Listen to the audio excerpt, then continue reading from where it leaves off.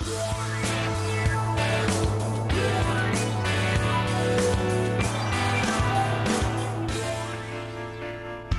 building the biggest SME platform to enabling the largest startup ecosystem, Lufthansa is helping Indian business take off on the runway to success, capping 3 successful seasons. Here's ET Now's Paromita Chatterjee with a brand new episode of Season 4. Hello and welcome to Lufthansa Runway to Success, a show where we discover big business ideas of a new breed of entrepreneurs. Watch leading business icons as they inspire, guide, mentor and pick a winner amongst them every week. Now this year, we also give you the power to vote for the Viewer's Choice Winner Award. Video pictures by all the contestants have been posted on lhrunwaytosuccess.in.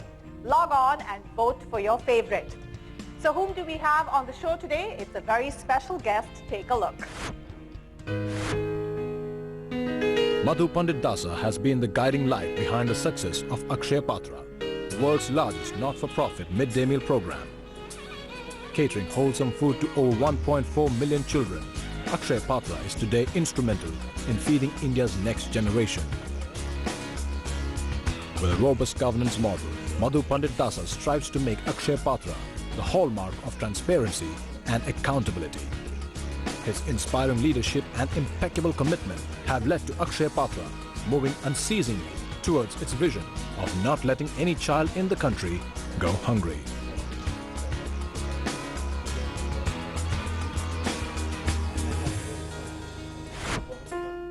It's an honor and a pleasure to welcome none other than Padma Shri Madhu Pandit Dasa of the Akshaya Patra Foundation on the show. Thank you so much, Madhuji, for joining us. Please join us in the lounge.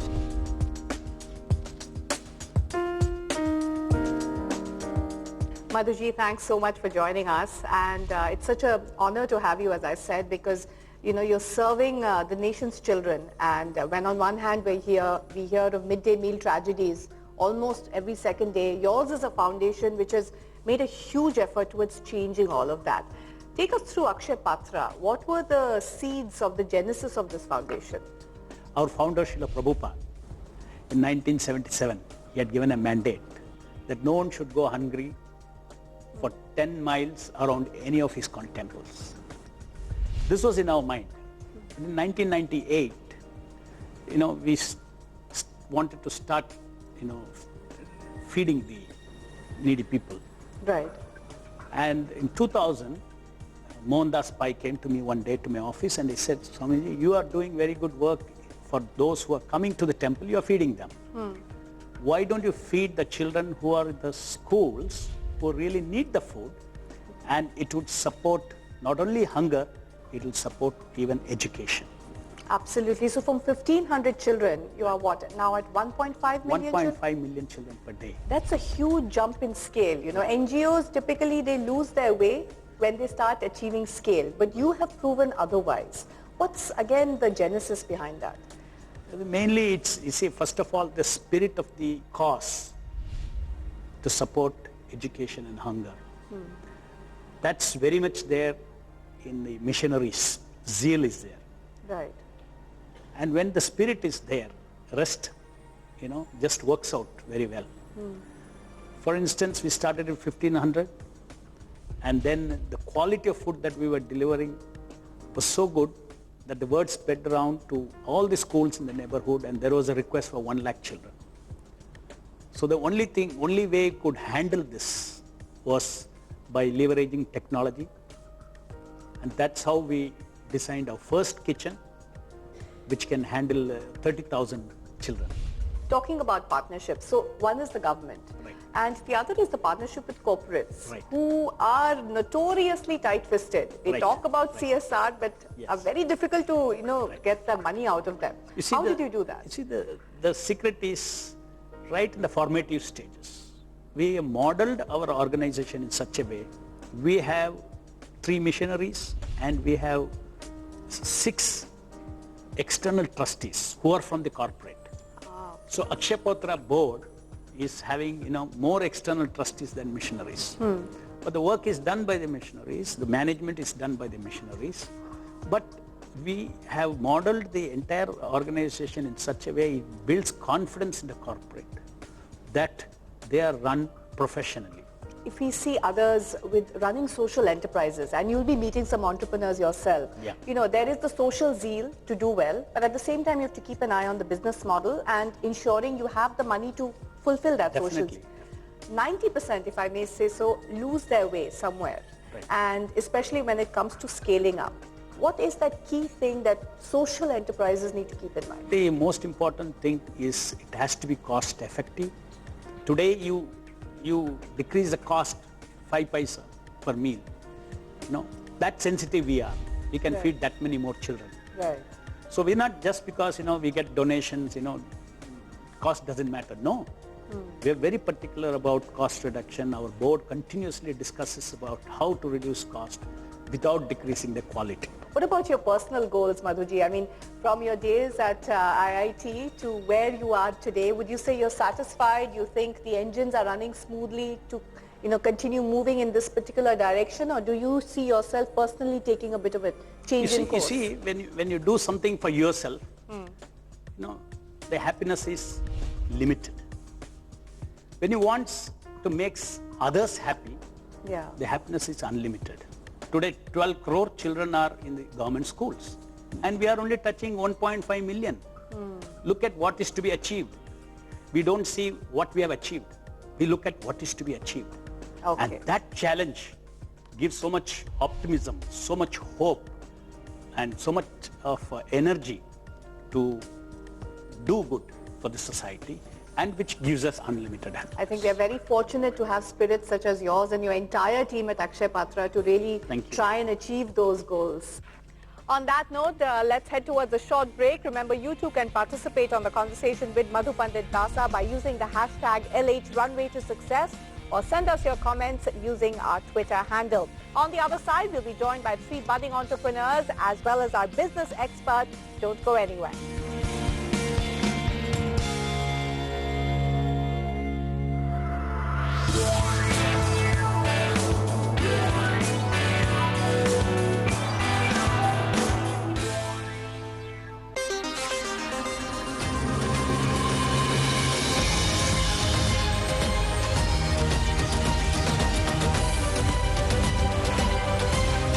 Are on top of the world with Times Network.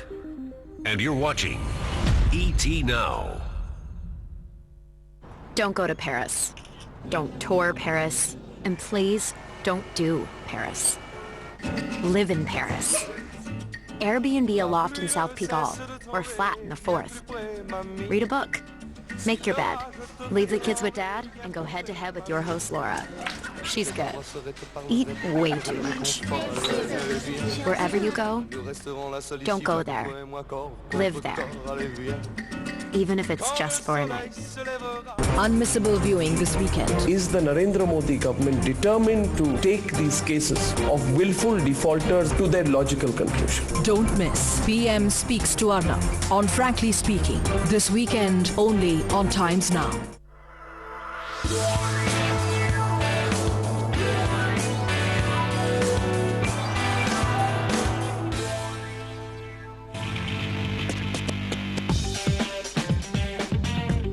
From nationwide Thai mentorship camps, a first-time ever startup expo,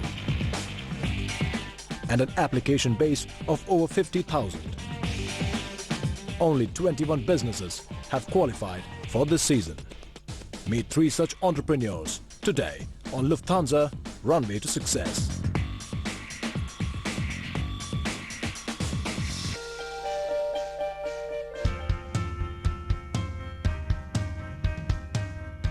Welcome back to Lufthansa Runway to Success Season 4. We are here at the Lufthansa Business Lounge at the Pier A Plus Terminal, a quantum leap in passenger comfort.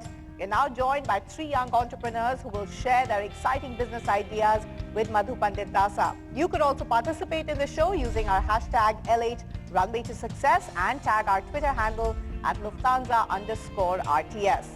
Now the show becomes a little more competitive as only one of the 3 entrepreneurs today will win a Lufthansa business class return ticket to any one of over 300 destinations where the Lufthansa Group flies, including Europe, USA and Canada. The winner will also qualify for the semi-finals of this season. The winner of our grand finale will win a mentorship from Thai, a Lufthansa business class return ticket to the United States, and a sponsorship to a design thinking boot camp at Stanford University. A lot of valuable goodies in store for our winner, so let's set the ball rolling. But before we invite our three entrepreneurs one by one to present their business ideas, let us welcome on the show renowned business expert who will help us decide the winner of this round.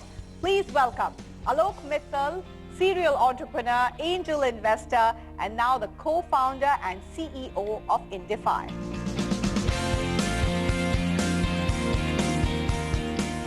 Hi Alok, great to have you back on the show. Good to see you. Let's call upon our first entrepreneur on the show, Bala Bhaskar, Managing Director of Genius Edulabs.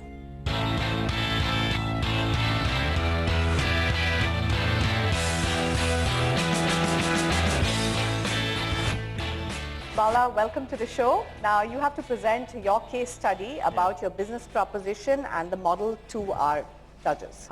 We are SME engaged in manufacturing portable science labs for schools, and this is a cabinet which has a capacity to store 400 varieties of lab apparatus and chemicals which are useful to perform 250 science experiments that are discussed in our syllabus.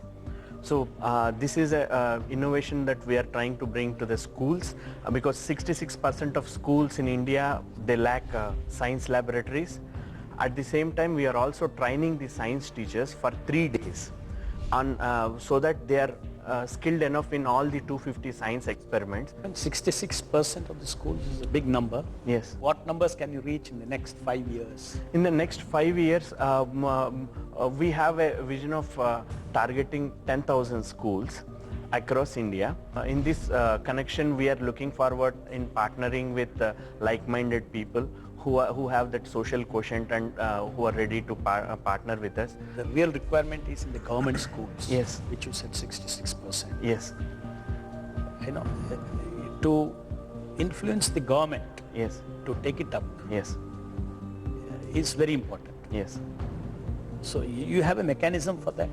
To add more strength to our team, we have taken advisors on board who are basically social entrepreneurs and who are well connected with different departments at central government and at the state government as well. And they are trying to open the doors for us. How much money do you make upfront and how much money do you make on the consumables?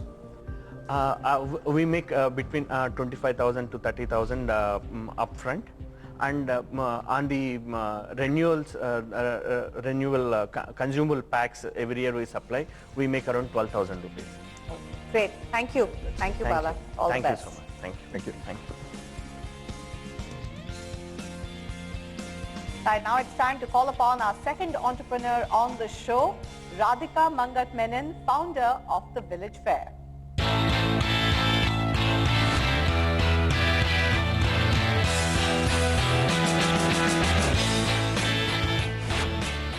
We know that Village Fair is about running a social enterprise with, of course, eye on profitability as well. Right. Explain to us succinctly how your model works. So Village Fair is about a concept. So Village Fair is a concept of healthier lifestyles, which we had in our grandmother's times. So the first products that has come out of Village Fair is natural cookware, which is cast iron and clayware. We would be adding more such as stone and bell metal, etc. So the business model right now is cast iron or clay, which is available in the market. We source them from the Potters Cooperative and from the factory which makes cast iron, and we bring it home to give to women who season it for you. Now the niche we have found to start off our business and grow quickly is the gap between the health conscious urban Indians who are using non-stickware right now. We support mental health as a cause. So we're going to, phase 2 would be rehabilitation of people who are mentally ill, and because it's difficult for them to get jobs. So we want to create that. My only concern is, will you not be thrown out of business by the multinationals. They start producing the same thing. Exactly. Have you done the numbers that... Maybe I'm competing with Lodge Logic, which is, importing because they're fearfully expensive. The difference is the manufacturer of that size will have to set up a, mechanical seasoning unit, which is going to consume a lot of energy. It's going to be totally mechanical. So my target audience is somebody who's conscious of contributing one way or the other to the society. So it's a very niche, it is a very niche, very niche market we are looking at. So a couple of questions. One, you're choosing product categories where it's already demonstrated that industrial manufacturing can cut costs significantly. Yes. Right? The handmade element of it is not showing through. Second, you seem to be positioning the functional benefits of all these products, which mass marketers, mass manufacturers can easily copy. Right. Where's the brand? What my personal dream is to make village fare a lifestyle. So when you're buying your bed sheet for 4,000 rupees, what are you contributing to? You're contributing to a businessman. When you buy a bed sheet for, I'm just giving you an example, a bed sheet for 8,000 rupees, you're contributing to an enterprise. I would like to differentiate between, calling myself a business and calling myself as somebody who started an enterprise. I think there are several such, again talking about several yeah. such initiatives. I mean, I can think of Dastakar, even of course, Fab India, Dastakar, you have it, and that's the market, and it is so crowded. And what's the gap? The gap is either they are so focused on business, or they are so focused on cost. So where is the, how do I get to have my business sensitivity and sensibility not impaired by all what is happening around me, and keep the cost absolutely